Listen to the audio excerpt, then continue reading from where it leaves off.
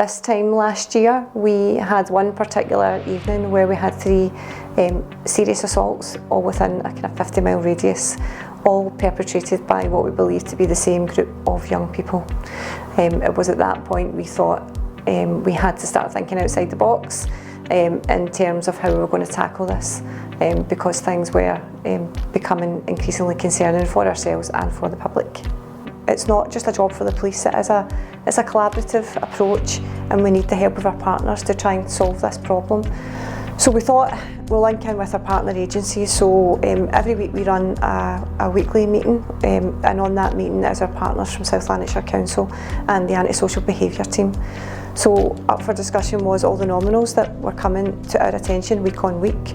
So we would discuss them and discuss a plan of action going forward. We thought, right, we're going to go and put the parents in the picture in terms of what their kids were up to. Were they aware of what their children were doing when they were out at the weekend or out at night with their friends?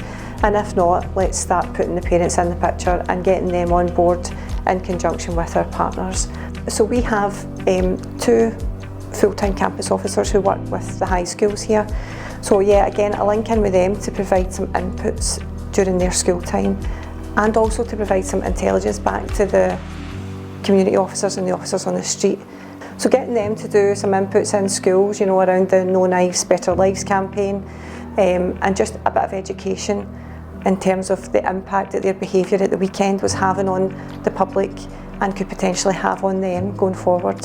And we did run kind of days and nights of action where Mounted Branch and colleagues came out just to assist in that high-vis patrols. We've also got 2 quad bikes that we deploy on a regular basis, which again is really good. It's really good for community engagement, and it's also really good for the officers to get off-road and tackle any kind of youth disorder that's going on in the park areas. We also done a bit of link-in work with the Celtic Foundation to do a referral process between Universal Connections and the Celtic Foundation. And again, it's just about thinking outside the box and giving them that reward for that good behaviour rather than just seeing that authority of the police all the time.